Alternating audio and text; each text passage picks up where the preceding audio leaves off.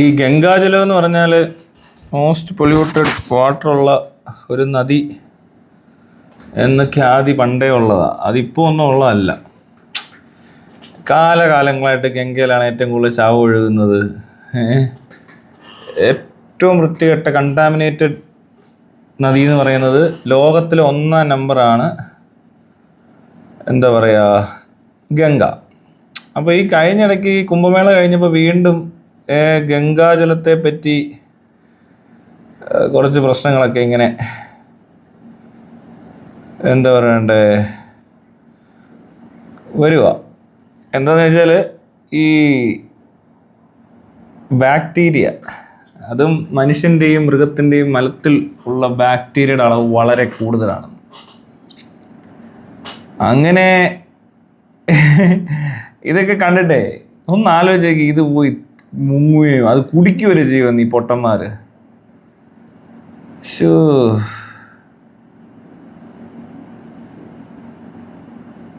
Bathing standards പോലും ഇല്ല. ആ വെള്ളമൊക്കെ എടുത്ത് കുടിക്കുന്ന മണ്ടന്മാരുണ്ട്. ഭയങ്കര പുണ്യ നദിയാണെന്ന് പറയുന്നത്. ഇന്ത്യയുടെ പുണ്യം എന്ന് പറയുന്നത് തീട്ടമാണോ? അല്ല, അറിയാൻ മേലാതിരിക്കോ? ഹിന്ദു ഒരു മണ്ടനാവുന്നില്ല ഇവിടെയൊക്കെ. മറ്റേ സംസം വെള്ളം എന്ന് പറഞ്ഞ സാധനം കൊണ്ടിരുന്നതിനകത്ത് ഇതേപോലെയൊക്കെ കുറേ പ്രശ്നങ്ങൾ പറയുന്നത് കേട്ടു. ഈ മുസ്ലിം മണ്ടനാവുന്നില്ലേ? ക്രിസ്ത്യാനികൾ ഇത്രയും കിട്ടത്തില്ല ഇവർക്ക്. ഇത്രയും വെള്ളങ്ങളും പരിപാടികളൊക്കെ കുറവാണ്. പറ്റിക്കുന്നുണ്ടില്ലെന്നല്ല, പക്ഷെ ഇതിച്ചിരി ഒരു ഭയങ്കര ഒരു ഒട്ടും ബുദ്ധിയില്ലാത്തവരെ പറ്റിക്കാൻ പറ്റുന്നൊരു ഏരിയ ഇതൊക്കെ. തീരെ ബുദ്ധിയില്ലെങ്കിൽ എന്ത് ചെയ്യാൻ പറ്റും അല്ലേ? വിശ്വാസം തലയ്ക്ക് പിടിച്ചിട്ട് ഇത് തീട്ടം ആണെന്ന് പറഞ്ഞാൽ ഇവന്മാർ ഇനിയും പോവും. മഹാകുംഭമേള എന്ന് വിളിക്കുന്നത്. മഹാകുംഭമേള. കുറേ ആൾക്കാർ നിന്ന് വേൾഡ് റെക്കോർഡൊക്കെ ഉണ്ടായിരുന്നു. അതിപ്പോൾ ഇന്ത്യക്ക് തന്നെ, രാജ്യത്തിന് തന്നെ വേൾഡ് റെക്കോർഡുണ്ട്. 140 കോടി ജനം, വേൾഡിലെ ഏറ്റവും പോപ്പുലേറ്റഡ് കൺട്രി എന്നൊക്കെ പറയുന്ന റെക്കോർഡ് ഉണ്ടെങ്കിൽ അത് ഇന്ത്യക്കുണ്ട്. അപ്പോൾ അവിടെ ആൾ കൂടിയാൽ ഉറപ്പായിട്ടും ഒത്തിരി പേര് കൂടും. ഞാനപ്പോൾ അന്നേ പറയുക, നീ ഒരുപാട് പേര് തൂറി എന്നും പറഞ്ഞുകൊണ്ട് ഒരു റെക്കോർഡ് ഇടുവാണെങ്കിൽ ചിലപ്പോൾ ഒരു ദിവസം എല്ലാവരും ഒരു പ്രത്യേക സ്ഥലത്ത് വന്ന് ഒരുപാട് പേര് തൂറി എന്ന് പറയുവാണെങ്കിൽ അവിടെ ആയിരിക്കും അത് സംഭവിക്കുന്നത്. അങ്ങനെ വല്ലതും ഉള്ള റെക്കോർഡുണ്ടെങ്കിൽ അതും കിട്ടും. പിന്നെ ഇത്രയും മണ്ടന്മാർ ഒന്നിച്ച് കൂടി എന്ന് പറയുന്നിടത്തും ഉണ്ട്. തീട്ടം തീട്ടം ഗംഗേ തീട്ടം, ആരൊക്കെയോ തൂറിയ തീട്ടം തീട്ടം. ഓ, മൃഗങ്ങളുടെയും മനുഷ്യൻ്റെയും എല്ലാം തീട്ടം. അയ്യോ. എന്നിട്ട് ഇപ്പോൾ കഴിഞ്ഞ ദിവസം ഒരു പ്രൊഡ്യൂസർ അസോസിയേഷൻ്റെ ആരാണ് അയാളുടെ പേരൊന്നും എനിക്കറിയത്തില്ല, അങ്ങേര് നമ്മുടെ മറുനാടൻ ഷാജൻ്റെ കൂടെ നിന്നുള്ള ഒരു ഇൻ്റർവ്യൂവിൽ പറയുവാണേ, പോകാൻ പറ്റി കുംഭമേളയ്ക്ക്. കുംഭമേള എന്ന് പറഞ്ഞാൽ ഭയങ്കര സംഭവമാണ്. പോകാൻ പറ്റി അനുഗ്രഹം എന്ന് പറയട്ടെ. പോയി മുങ്ങാനും പറ്റി. പോയിട്ട് 2 പ്രാവശ്യം എനിക്ക് പോയി ഗംഗയിൽ മുങ്ങാൻ പറ്റി. വലിയൊരു പുണ്യം കിട്ടിയ പോലെ. തീട്ട വെള്ളത്തിൽ മുങ്ങിയിട്ട് അനുഗ്രഹം എന്ന് ഭാഗ്യം കൊണ്ട് കിട്ടിയ പോലെ. ഇത് വല്ല അത്ര നിർബന്ധമാണെങ്കിൽ കുറച്ച് ദൂരെ എടുത്ത് വല്ല ബക്കറ്റിൽ കലക്കിയിട്ട് കുളിക്കേ. എന്തിനാ? നീ മനുഷ്യന്റെ തീട്ടം മാത്രം പോരെ, വല്ല പാശു ആടെ പട്ടിയുടെ ഒക്കെ എടുത്തുകൊണ്ട് വാ. എന്നിട്ട് വല്ല ടബില് വല്ല എടുത്തിട്ട് കിടക്കി മുങ്ങിപ്പോന്ന്. സെയിം അളവൊക്കെ കണ്ടുപിടിക്കാമല്ലോ. ആ വെള്ളം എടുത്തോണ്ട് ടെസ്റ്റ് ചെയ്താൽ അറിയാം. അത്ര വൃത്തികെട്ട വെള്ളത്തിൽ മുങ്ങിയത് പുണ്യമാണെന്ന് അവനൊക്കെ. ഇവനൊക്കെ എന്ത് വിവരം ഉണ്ടാവും? ഈ മണ്ടന്മാരെ പരിപാടി എന്തൊക്കെയാ? കുറേ മണ്ടന്മാർ പോകുന്നുണ്ട് കുംഭമേള കാണാനെന്ന് പറഞ്ഞുകൊണ്ട്. ഗതികേട് എന്ന് പറഞ്ഞാൽ പോരെ, വേറൊന്നും കാണാനില്ലാത്ത പോലെ. ഇതിനെപ്പറ്റിയൊക്കെ ഞാൻ അറിയുന്നത് ഇങ്ങനെ വാർത്ത വരുമ്പോഴേക്കും ഇതൊന്നും വാർത്തയിൽ കൂടെ കാണുമെന്നുള്ള അല്ലാതെ ഒരുപാട് മണ്ടന്മാരെടുത്ത് പോയെന്ന് പറഞ്ഞുകൊണ്ട് നമ്മളതിന് പോകേണ്ട ആവശ്യമൊന്നുമില്ല. എത്ര അടുത്ത് മണ്ടന്മാർ പോകുന്നു? ഞാൻ ഇന്നുവരെ ശബരിമലയൊന്നും ഞാൻ കണ്ടിട്ടില്ല, പോത്തുമില്ല. എന്ത് കാര്യത്തിനാണെന്നറിയാം. പിന്നെ ഈ ആൾത്തിരക്കും ബഹളവും കച്ചറ ഇതുപോലെ തന്നെ പമ്പാ നദി മാലിന്യമാക്കി ഒരു പരുവാക്കി വെച്ചേക്കുവാണ്. അതുകൂടാതെ കാട്ടി മുഴുവനും പ്ലാസ്റ്റിക് ചാക്കും കവറും കൊണ്ട് വെതറി അവിടുത്തെ ആനയുടെയും പന്നിയുടെയും പോത്തിൻ്റെയൊക്കെ വയറ്റിൽ നിന്ന് പ്ലാസ്റ്റിക് കണ്ടെത്തുവാണ്. ക്യാൻസർ മൂലം മരിക്കുവാണ് ഈ മൃഗങ്ങൾ. അപ്പോൾ അതിന് ഈ പറഞ്ഞ പോലെ പോസ്റ്റ്മോർട്ടം ചെയ്യുമ്പോൾ കാണുന്ന ഇതൊക്കെയാണ്. അപ്പോൾ സുരേഷ് ഗോപി വലിയ ക്യാമ്പയിനൊക്കെ നടത്തി അവിടെ ഇപ്പോൾ പ്ലാസ്റ്റിക് ഉണ്ടാക്കരുത്, മറ്റേ ഉണ്ടാക്കരുത് ഞാനൊക്കെ പറയും. പക്ഷേ സത്യാവസ്ഥ എന്ന് പറയുന്നത് അതൊരു കുറച്ച് നാളെ കഴിഞ്ഞാൽ ഒരു ശബരിമല സിറ്റി ആകും എന്നുള്ളതല്ലേ. ഇനി ഇതുപോലത്തെ വിവരം കണ്ടതല്ലേ വരുന്നത്. തീരെ ബുദ്ധി ഇല്ലാത്തവരല്ലേ ഭക്തിയുടെ പേരിൽ ഇങ്ങനെ യാത്ര ചെയ്യുകയും കിടന്ന് ഭ്രാന്ത് കാണിക്കുകയും അല്ലെങ്കിൽ ഈ വ്രതം എടുക്കുകയും പട്ടിണിക്ക് ഇരിക്കുകയൊക്കെ ചെയ്യുന്നതിന് തലയ്ക്ക് അലവെളിവില്ലെന്നേ പറയാൻ പറ്റത്തുള്ളൂ. അല്ലാതെ ബോധമെടുവുള്ള മനുഷ്യർക്ക് ഇതിന്റെ ആവശ്യമില്ല. ആവശ്യമില്ലാത്തതുകൊണ്ട് ചെയ്യത്തില്ലെന്നുള്ളതേ ഉള്ളൂ. അല്ലാതെ ഈ ബുദ്ധിബോധം ഇല്ലെങ്കിൽ ഒരു മണ്ടത്തരം കൂടെ തലയെ കയറ്റി വെച്ചേക്കുന്ന ഭക്തി എന്ന് പറയുന്ന സാധനം തലയിൽ ഇരിപ്പുണ്ടോ, ദൈവത്തിൽ വിശ്വാസം ഉണ്ടോ, അയാൾക്ക് ഇതൊക്കെ ചെയ്തേ പറ്റത്തുള്ളൂ. അങ്ങനെയുള്ളവരുടെ സ്ഥലമായത്. അവിടെ ഒന്നും അല്ലാത്തവരാരും പോകത്തൊന്നുമില്ല. പിന്നെ ഇതിനകത്ത് വലിയ രസമുള്ള അന്യജാതിക്കാരും പോകത്തില്ല. അതാ വേറെ കോമഡി. വേറെ ആരും. പിന്നെ ശബരിമലയാണെ പെണ്ണുങ്ങളും പോകത്തില്ല. ഈ കുംഭമേളയ്ക്കൊക്കെ പോകുന്ന ആരടാ? ഇതുപോലത്തെ അന്ധവിശ്വാസികൾ, ഒരു മതവിശ്വാസികളിൽ പെട്ട ഒരു കൂട്ടം ആൾക്കാർ ഭയങ്കരമായ അന്ധവിശ്വാസം ഉള്ളവരാണെങ്കിൽ അവർ ഒരുപാട് കാര്യങ്ങൾ വിശ്വസിക്കുന്നതിൻ്റെ കൂട്ടത്തിൽ വേണേ ഒന്ന് കുംഭമേള കാണാൻ പോകുന്നു എന്നുള്ളതേ ഉള്ളൂ. എന്നിട്ട് അവിടെ പോയി മുങ്ങുമ്പോൾ ഇവനൊക്കെ കിട്ടുന്നത് പുണ്യമായിരിക്കും. പക്ഷെ യഥാർത്ഥത്തിൽ അത് തീട്ടമാണ്. മനുഷ്യൻ്റെയും പട്ടിയുടെയും പൂച്ചയുടെയൊക്കെ തീട്ടം അത് പുണ്യമാണ്. പുണ്യപ്പെട്ട നദി. പള്ളി പുണ്യസ്ഥലമാണെന്ന് പറയുന്നത് കേട്ടിട്ടുണ്ട്, അത് ശരിയാ. പക്ഷേ ഗംഗാനദി എന്ന് പറഞ്ഞാൽ നിങ്ങൾ ഇടയ്ക്കൊക്കെ ചുമ്മാ ഗൂഗിൾ സെർച്ച് ചെയ്താൽ കിട്ടും. Most polluted river in the world. അത് കഴിഞ്ഞാൽ പിന്നെ ബ്രസീലിൽ ഏതൊരു നദിയാണ് ആണെന്ന് തോന്നുന്നു. ഗംഗയാണ് ഫസ്റ്റ്, 1ാം സ്ഥാനത്ത് നിൽക്കുന്നത്. കൊല്ലങ്ങളായിട്ട് 2013-ലും 2010-ലും ഒക്കെ ഉള്ള ഏതാണ്ടൊക്കെ ഇതിനകത്തൊക്കെ കാണാൻ പറ്റും. ഞാൻ നോക്കട്ടെ, പത്രത്തിലുണ്ട്. Most polluted 7 river in the world എന്ന് അടിച്ചു നോക്കാം വെറുതെ. മോസ്റ്റ് പൊല്യൂട്ടഡ്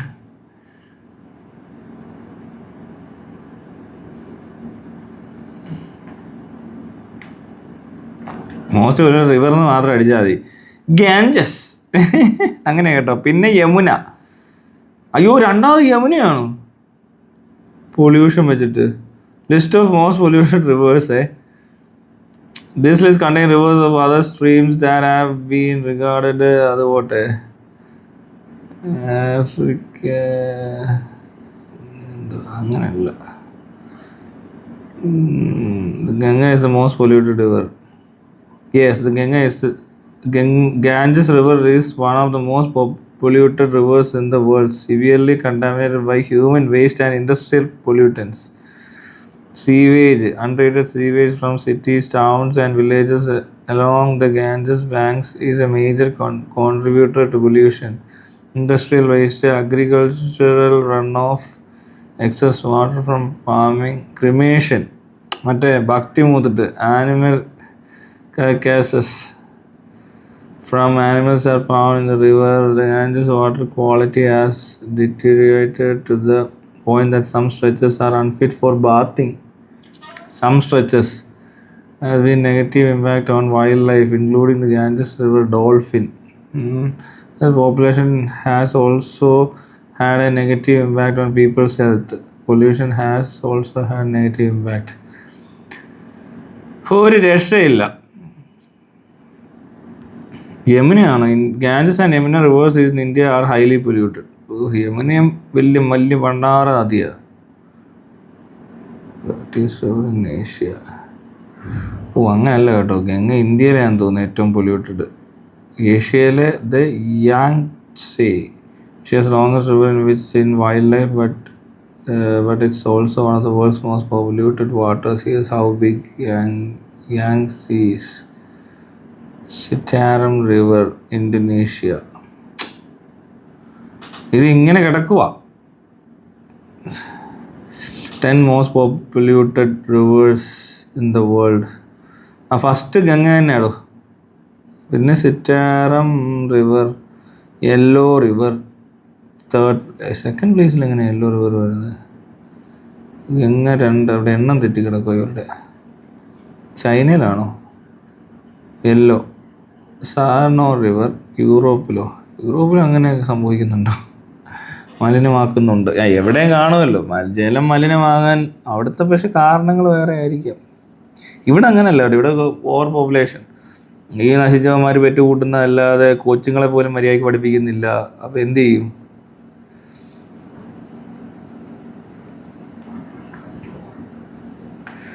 അതുകൊണ്ട് ഇവിടെ ഒരിക്കലും നന്നാവാൻ പോകുന്നില്ല. ഇതിങ്ങനെ നശിച്ചു കിടക്കുക. ഇവിടുത്തെ മൃഗങ്ങൾ വരെ പ്രശ്നക്കാരാണ്. അതാ രസം. കാരണം അവരോട് മോശമായിട്ട് ട്രീറ്റ് ചെയ്ത് പട്ടികളൊക്കെ ഇങ്ങനെ ഭയങ്കര മോശം പട്ടികളായി, എല്ലാം അങ്ങനെ മോശമായിപ്പോയി. എല്ലാ ജീവികളോടും വൃത്തിയായിട്ട് രീതിയിൽ ഇടപെടുന്ന ഒരു പ്രത്യേക മനുഷ്യ രൂപമാണ് ഇന്ത്യയാണ് ഏറ്റവും പന്ന രാജ്യം എന്നൊക്കെ ഇപ്പോൾ ലോകം മുഴുവൻ പറഞ്ഞു തുടങ്ങി. ഏറ്റവും വൃത്തികെട്ട രാജ്യം ഏതാണെന്ന് ചോദിക്കുമ്പോൾ ഇന്ത്യ എന്നൊക്കെയാണ് പറയുന്നത്. അങ്ങനത്തെ കുറേ വീഡിയോസൊക്കെ വന്നു തുടങ്ങി. ഇനി ഇവിടെ നിന്ന് അവന്മാരെ തെറി വിളിച്ച് ആശ്വസിക്കാം. അതിലെന്തിനും പറഞ്ഞു കഴിഞ്ഞാൽ 100% ലിറ്ററസി സാർ നമുക്ക് പറയുന്നതിനൊക്കെ വേണേൽ തെറി വിളിച്ച് ആശ്വാസം കണ്ടെത്താം. പൊട്ട ഒരു പരിപാടിയാണ്. അതിനകത്ത് കയറി ഇവിടെ കിടന്ന് എന്തുവാന്നുള്ള യൂട്യൂബർമാരെല്ലാം കിടന്നങ്ങ് മരിക്കുക. ഈ കേരളത്തിൽ ലിറ്ററസി ഒട്ടറാതെ ഇതൊക്കെ പറഞ്ഞറിയിക്കേണ്ട കാര്യമൊന്നും ഇല്ല. അതൊക്കെ അറിയണം. അതാണ് അതിൻ്റെ കാരണം. അതറിയാത്തരത്തിനെ നമ്മളെന്തിനാ പഠിപ്പിക്കാൻ പോകുന്നത്? അതിൻ്റെ യാതൊരു ആവശ്യമില്ല. അതവൻ്റെ വല്യപ്പനോട് ചോദിച്ചാൽ അയാൾക്ക് അറിയായിരിക്കും കേരള ലിറ്ററേറ്റ് ആണെന്നുള്ള കാര്യം. 100% ലിറ്ററസി ഉള്ള സ്ഥലമാണ്. അത് ക്ലെയിം ചെയ്യാൻ തുടങ്ങിയിട്ട് വർഷം കുറേയായി. എനിക്ക് തോന്നുന്നു 1980 മുതൽ അങ്ങനെയാണെന്ന് തോന്നുന്നു. ഇന്ത്യയിൽ ഏറ്റവും കൂടുതൽ ലിറ്ററസി ഉള്ളത് ചിലപ്പോൾ ആ സ്വാതന്ത്ര്യം കിട്ടിയപ്പോൾ തൊട്ട് ചിലപ്പോൾ കേരളമായിരിക്കും. അതിന് കാരണം ക്രിസ്ത്യൻ മിഷണറീസ് തന്നെയാണ്, അല്ല വേറെ ഒരു കാര്യവും ഇല്ല. സ്കൂൾസ് ഒരുപാട് ഉണ്ടാക്കി വെച്ചു. അതിന് അവരുടെ കോൺട്രിബ്യൂഷൻ വലുതാണ് എന്ന് പറഞ്ഞുകൊണ്ട് ക്രിസ്ത്യാനികളൊന്നും വലിയ സംഭവമാക്കേണ്ട കാര്യമൊന്നുമല്ല. ഇമാരുടെ അടുത്ത് തോട്ടിക്കളേണ്ട സമയം കഴിഞ്ഞതാണ്. അത് കഴിഞ്ഞ് ഇപ്പോൾ ഇവിടെ നിന്ന് ഇറങ്ങുന്നതിൻ്റെ കുഴപ്പങ്ങൾ ഇവിടെ ആ വിദ്യാഭ്യാസ സമ്പ്രദായത്തിനുണ്ട്. ആ സംവിധാനമൊക്കെ മാറ്റി പുതിയത് അഡോപ്റ്റ് ചെയ്യാതെ ഇവരിങ്ങനെ അഡാപ്റ്റേഷൻ ഈ അഡോപ്ഷൻ അറിയാതെ വരും. പുതിയ പുതിയ വിദ്യാഭ്യാസ രീതികളൊക്കെ ഉള്ളപ്പോൾ അതുമല്ല ഇവിടുത്തെ മാനേജ്മെന്റ് എന്നൊക്കെ വെച്ചാൽ വെറും നിറ മാനേജ്മെന്റ്. കോളേജിലൊക്കെ കണ്ടില്ല റാഗിങ് ഒക്കെ വീണ്ടും ഉണ്ടെന്ന് ഇപ്പോഴും ഈ വന്ന കാലത്ത് കേരളത്തിൽ. 100% ലിറ്ററസീസ് ആർ. പക്ഷേ ഇങ്ങനത്തെ മണ്ടത്തിലൊക്കെ നടക്കുന്നുമുണ്ട്. മാനേജ്മെന്റ് കുഴപ്പമാണ്. മാനേജ്മെന്റ് മാത്രമല്ല, ഇപ്പോൾ ഇത്രയും വലിയൊരു പയ്യൻ വളർന്നു വരുന്നു. അവനിങ്ങനെ ഈ വിദ്യാഭ്യാസത്തോടുകൂടി ഈ സമൂഹത്തിൽ ജീവിക്കുന്ന എത്ര കുഞ്ഞുങ്ങളാണ് ശരിക്കും പറഞ്ഞാൽ. ഒരു 2-3 ക്ലാസ് തൊട്ട് നല്ല രീതിയിൽ പഠിപ്പിക്കുകയും ട്രെയിനിങ്ങും ഒക്കെ ഉണ്ടെങ്കിൽ കുട്ടികളുടെ ഇടയിൽ ഇങ്ങനത്തെ വാസനകൾ കുറഞ്ഞിരിക്കും. പിന്നെ അക്രമവാസനയുള്ള കുട്ടികളാണെങ്കിൽ അവർക്ക് സ്പെഷ്യൽ കെയർ ആണ് ആവശ്യം. അല്ലാതെ ഇവരിങ്ങനെ ആയി വരുന്നതിനകത്ത് സ്കൂളിങ് ഭയങ്കരമായ പങ്ക് വഹിക്കുന്നുണ്ട്. പേരൻറ്റിങ്ങും ഈ സ്കൂൾസുമാണ് ഈ ഇവിടുത്തെ ഈ സമൂഹം ഇത്ര വൃത്തികേടാക്കുന്നത്. കുറച്ച് പേര് മര്യാദയ്ക്ക് ജീവിച്ചു, കുറച്ച് പേരങ്ങ് വല്ലാണ്ട് അപമര്യാദയായിപ്പോയി, കുറച്ച് പേര് ഒന്നും അല്ലാണ്ടായിപ്പോയി, നശിച്ച് ജീവിക്കുന്നു. മനുഷ്യരല്ലേ ഇതെല്ലാം. എല്ലാവരും ഈക്വലായിട്ടൊക്കെ ഒന്ന് കണ്ട് എന്തെങ്കിലും ഒരു നടപടി എടുക്കണ്ടേ? ഇവിടെ കുറേ കൊല്ലങ്ങളായിട്ട് പല രാഷ്ട്രീയ പാർട്ടികളും ഭരിക്കുന്നുണ്ട്. പിന്നെ മനുഷ്യർ കഷ്ടപ്പെട്ടുകൊണ്ടേ ഇരിക്കുന്നതുകൊണ്ട് എല്ലാവർക്കും ഒരു ഡെവലപ്മെൻ്റ് ഒക്കെ ഉണ്ടാകും. ലോകം മൊത്തം പുരോഗമിക്കുന്നതോടൊപ്പം കേരളവും പുരോഗമിച്ചതുള്ള അല്ലാതെ സ്പെഷ്യലായിട്ടൊന്നും ഇവിടെ സംഭവിച്ചിട്ടില്ല. അതിനകത്ത് കുറവാണ് നമുക്ക് കിട്ടുന്നത്. ശരിക്കും പറഞ്ഞാൽ ഇവിടുത്തെ ആളുകൾ കഷ്ടപ്പെടുന്നതും പണിയെടുക്കുന്നതൊക്കെ വെച്ച് നോക്കിക്കഴിഞ്ഞാൽ ഇപ്പോഴത്തെ പിള്ളേർ വെച്ചിട്ട് കഷ്ടപ്പെടാൻ തയ്യാറല്ല. പക്ഷെ അതിന് മുമ്പത്തെ തലമുറയൊക്കെ കട്ട പണിയെടുത്തുകൊണ്ടിരുന്ന ആൾക്കാരാണ്. ഒന്ന് നോക്കി എന്നിട്ട് എന്തോരം അവർക്ക് കിട്ടിയത്. ഒരു വീട് വെക്കാൻ പറ്റി, ഒരു കാർ മേടിക്കാൻ പറ്റി എന്നുള്ളതല്ലാതെ സത്യത്തിൽ ജീവിക്കാൻ പോലും അവർക്ക് പറ്റിയിട്ടില്ല. ജീവിക്കാൻ പലർക്കും അറിയത്തുമില്ല. പിന്നെ കുറേ ബാങ്കിൽ കൊണ്ട് പൈസ ഇട്ട് വെച്ചിട്ട് പേടിച്ചിട്ട് ജീവിക്കും. ഇങ്ങനെ പേടിച്ച് ജീവിക്കുന്ന മനുഷ്യരാണ് മലയാളികൾ. ഇന്ത്യൻസ് മൊത്തത്തിൽ പേടിച്ചാണ് ജീവിക്കുന്നത്. ആ ഒരു പേടി മാറ്റാൻ ഇതുവരെ ഒരുത്തിനും പറ്റിയിട്ടില്ല. കേരളത്തിലൊക്കെ പറ്റുന്ന തരത്തിലുള്ളൊരു നാടാണ്. കാരണം ഇവിടുത്തെ മനുഷ്യർക്ക് പല കാര്യങ്ങളും പറഞ്ഞാൽ മനസ്സിലാവും. പലതും നമുക്ക് കൺട്രോൾ ചെയ്യാനും റെസ്ട്രിക്ട് ചെയ്യാനും ഒക്കെ പറ്റുന്ന ഒരു നാടാണ്. എന്നിട്ടും അത് ചെയ്യാതെ പോകുന്നു എന്ന് പറയുന്നത് തന്നെ എന്തൊരു നശിച്ചിടപാടാന്ന് ആലോചിക്കുക. അതിന് കഴിവില്ലാത്തവർ ഇവ പഠിക്കുന്നവരുണ്ടെന്നേ. ഇപ്പോൾ സ്കൂളിലൊക്കെ ആണെങ്കിലും മാർക്ക് മേടിക്കുന്ന ആൾക്കാരുണ്ട്. ചിലപ്പോൾ ചില ഡിഗ്രികൾ എടുക്കും. ഇപ്പോൾ തന്നെ അൽഫോൺസ് കണ്ണന്താനം അങ്ങനത്തെ ആൾക്കാരൊക്കെ ഉണ്ടല്ലേ, TP സെൻകുമാർ, ഇവരൊക്കെ ജോലി റിട്ടയർ ആയി കഴിഞ്ഞിട്ട് വന്നിരുന്ന് പറയുന്ന വിഡ്ഢിത്തരങ്ങളൊക്കെ കേട്ടോ. അതുപോലെ ഈ നാട്ടിൽ ഉന്നത പദവികളിലൊക്കെ ഒരുപാട് മണ്ടന്മാരിപ്പുണ്ട്, വെളിവില്ലാത്തവരിപ്പുണ്ട്. അപ്പോൾ പഠിച്ചത് കൊണ്ടൊന്നും കാര്യമൊന്നുമില്ല. അങ്ങനെയൊന്നും ഒരു നാടും നന്നാവത്തില്ല. ഇനി കുറച്ചുകൂടിയൊക്കെ കേപ്പബിൾ ആയിട്ടുള്ള പലതും മാറ്റാൻ കഴിവ് വേണം. പിന്നെ ഇത് മാറ്റി അങ്ങോട്ടെടുത്ത് വെക്കും. എന്താണ് പുതിയത് കൊണ്ടൊന്ന് വെക്കുന്നത്? അതിനകത്തൊക്കെ ഒരു ഇച്ചിരി വളരെ എന്താ പറയുക ബുദ്ധിമുട്ടുണ്ട്. അത് ചെയ്തെടുക്കാനും പാടാണ്. അങ്ങനെ എല്ലാവർക്കും അങ്ങനെ എളുപ്പം പറ്റത്തൊന്നുമില്ല. ഒരു ഐഡിയ ഒക്കെ വേണ്ടേ? ഐഡിയ പഠിച്ച് കുറേ പരീക്ഷ എഴുതി പാസ്സായി ഉണ്ടാകുന്ന സാധനമല്ല. അത് എല്ലാവർക്കും അറിയാവുന്ന കാര്യമാണ്. ചിലപ്പോൾ ഒരാൾക്ക് മെമ്മറി കൂടുതലുണ്ടാവും. ശരിയായി ഈ വന്ന കാലത്ത് ഇത്രയും നാളും മെമ്മറിയുടെ ആവശ്യം ഉണ്ടാകുന്നത് കൊണ്ട് അവർ ചിലപ്പോൾ സ്റ്റാർ ആയി കാണും. പക്ഷേ ഇനി മെമ്മറി ഒന്നും ആവശ്യമില്ല. അതൊക്കെ ഓരോ ഡിവൈസസിലേക്ക് മാറിയിരിക്കുന്നു. അപ്പോഴും നമ്മളിവിടെ പിന്നെയും ട്രെയിനിങ് പഴയ രീതിയിലാണ് സ്കൂളിൽ കൊടുത്തുകൊണ്ടിരിക്കുന്നത്. പരീക്ഷയും പരിപാടിയും എല്ലാം ഇച്ചിരി മെമ്മറി ഡെവലപ്പ് ചെയ്യുന്ന രീതിയിലൊക്കെ. അങ്ങനെയല്ല ഇത് പോയി. ഈ നാട്ടിൽ നിന്ന് പഠിച്ചിറങ്ങുന്ന പലരും പുറം രാജ്യങ്ങളിൽ ബിഹേവ് ചെയ്യാൻ പോലും അറിയാത്ത മൂന്നാംകിട പൗരൻ തന്നെയാണ് ഇപ്പോഴും. എന്നാലോ ഇന്റർനെറ്റും ഫിംഗർ ടിപ്പിൽ ഇൻഫർമേഷൻ ഓൺ ഫിംഗർ ടിപ്പ് എന്നും പറഞ്ഞുകൊണ്ട് വില കൂടിയ ഫോണൊക്കെ എല്ലാവരും മേടിക്കും. പക്ഷേ കാര്യമില്ല, അവരതിനകത്ത് താങ്കണക്കത്തില്ലെന്നില്ലെന്ന് തന്നെയാണ്. മനസ്സിലായോ? മോഹൻലാൽ സൂപ്പർ സ്റ്റാറും പിന്നെന്തുവാ ഇവിടുത്തെ തൊഴിഞ്ഞ രാഷ്ട്രീയക്കാരൊക്കെ വലിയ രാഷ്ട്രീയക്കാരാണെന്ന് പറയുന്നവരൊക്കെയാ. ഒരു ബോധപ്പെടുമില്ലാത്തവന്മാരൊക്കെയാണ് ഈ രാഷ്ട്രീയം എന്ന് പറഞ്ഞുകൊണ്ട് ഇവിടെ നടന്ന ആളെ പറ്റിക്കുന്ന പരിപാടികൾ നടത്തിക്കൊണ്ടിരിക്കുന്നത്. ഇവരൊന്നും കഴിവുള്ളവരൊന്നും അല്ല പലരും. എല്ലാത്തിനും എന്തിനു കൊള്ളാമെന്ന് വെച്ചാൽ ഇത് കാണുന്നില്ലേ, ഇതിനൊക്കെയാ കൊള്ളാവുന്നത്. ഇപ്പൊ എന്ത് പിന്നെ ഇവരൊക്കെ ആരാ എനിക്കറിയത്തില്ല. ഇവരൊക്കെ എങ്ങനെ വലിയ ആളുകളാകുന്നേ? ആരും പറ്റിക്കുന്നുണ്ടെന്നേ ഉള്ളൂ, അല്ലാതെ ഇവിടെ ഇത് പോരാ. ഇവിടുത്തെ മനുഷ്യര് വലിയ 100% ലിറ്ററസിയും പറയും. ഒരുപാട് പേര് കഷ്ടപ്പെടുന്നുണ്ട് വിദേശത്ത്, ലോകത്ത് മുഴുവനും എല്ലായിടത്തും മലയാളിയുണ്ട്. ഒരുപാട് പൈസ കഷ്ടപ്പെട്ടുണ്ടാക്കി അത് ബാങ്കുകാരെ വളർത്തുന്നുണ്ട്, ഇൻഷുറൻസ് കമ്പനിയെ വളർത്തുന്നുണ്ട്, പിന്നെന്തോ അങ്ങനെ കുറച്ച് കാര്യങ്ങളൊക്കെ ചെയ്യുന്നുണ്ട്. അല്ലാതെ ജീവിക്കാൻ ഇവർക്ക് അറിയത്തില്ല. ഈ മലയാളികൾ പൊതുവെ ജീവിക്കാൻ അറിയാത്ത ആൾക്കാരാണ്. പൈസയൊക്കെ ഉണ്ടാക്കിയാലും ജീവിക്കാൻ അറിയത്തില്ല. ഇങ്ങനെ എന്തിനു ജീവിക്കുന്നത് വെച്ചാൽ അതൊന്നും അറിയത്തില്ല. പൈസ സമ്പാദിക്കും, കുറെ കാശുണ്ടാക്കി ബാങ്കിലൊക്കെ ഇട്ടിട്ട് ഒരു മനുഷ്യനെ സഹായിക്കത്ത് പോലും ഇരുന്നു പലരും. അതെന്തൊരു ഗതികേടാന്ന് നോക്കിക്കോണേ.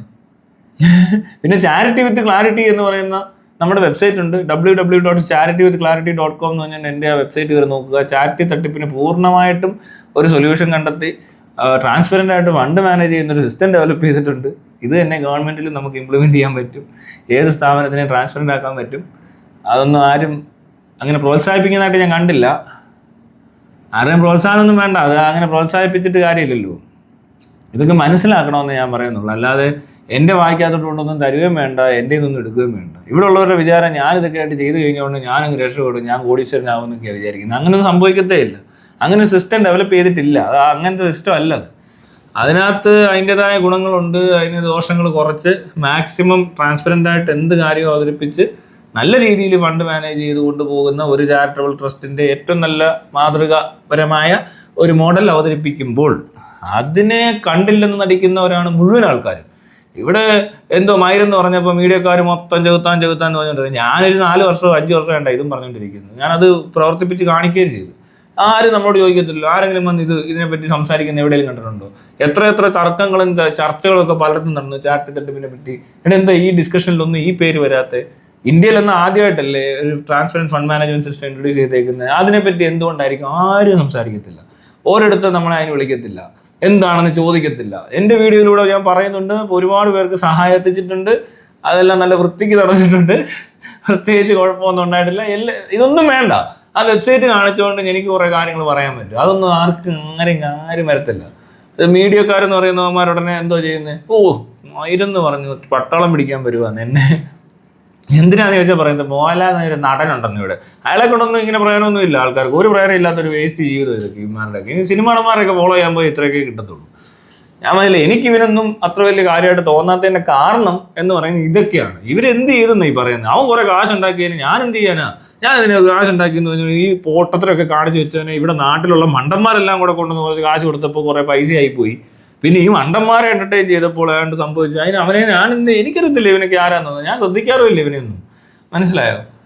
എന്തെങ്കിലും പ്രയോജനം ഉണ്ടാവണം, നാട്ടുകാർക്ക് മൊത്തം ഉണ്ടാവണം. അല്ലാണ്ട് ചുമ്മാ ഇരുന്നുകൊണ്ട് എനിക്ക് കാശ് ഉണ്ടാക്കാനാണെങ്കിൽ എനിക്കും പറ്റും. ഞാനും കുറേ എൻ്റെ ആവശ്യങ്ങൾ നടക്കുന്നുണ്ട്. അതുകൊണ്ട് ഇനി അവസരങ്ങൾ ഇല്ലാഞ്ഞുകൊണ്ടല്ലോ കേട്ടോ. എനിക്ക് എന്താ പറയണ്ടേ, എനിക്ക് ഈ സേവിങ്സ് പരിപാടി അറിയത്തില്ല, എന്നെ കൊണ്ട് അത് പറ്റിയിട്ടില്ല ഇതുവരെ. അതുകൊണ്ട് അത് നടക്കാത്ത, അല്ലാതെ പൈസ ഉണ്ടാക്കാത്ത ആളൊന്നുമല്ല. കാശൊക്കെ വരും, അപ്പം തന്നെ പോകും.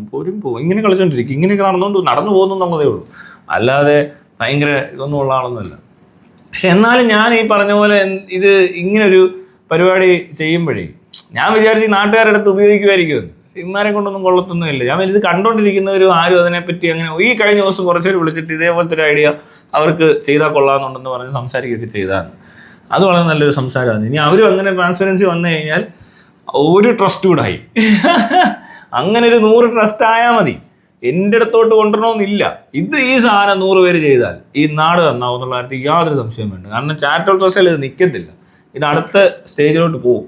അതാണ് നമ്മുടെ ഗവൺമെൻറ് ട്രാൻസ്പെറൻ്റ് ആയാൽ പിന്നെ നോക്കണ്ട, പേടിക്കുകയേ വേണ്ട. എല്ലാവരുടെയും ജീവിതം സന്തോഷമായിട്ട് മാറും, യാതൊരു സംശയവും വേണ്ട. അപ്പം ശരി, എന്തോ കാര്യം പറഞ്ഞു വന്നതാണെങ്കിലും തീട്ടവെള്ളത്തിൽ പോയി മുങ്ങിയിട്ട് കൊണവണടിക്കണ്ട പോടേ. തീട്ട പരിപാടികൾ അവതരിപ്പിക്കാനല്ലാതെ തീട്ടങ്ങളെ കൊണ്ട് ഒന്നിനും കൊള്ളത്തുമില്ല. എന്നാൽ തീട്ടം പോയി തീട്ടത്തിൽ ചാടുകയും ചെയ്യും. തീട്ടം പിന്നെ എവിടെ പോകില്ലേ? തീട്ട സെപ്റ്റിക് ടാങ്കിലല്ലാതെ എവിടെ പോകാൻ?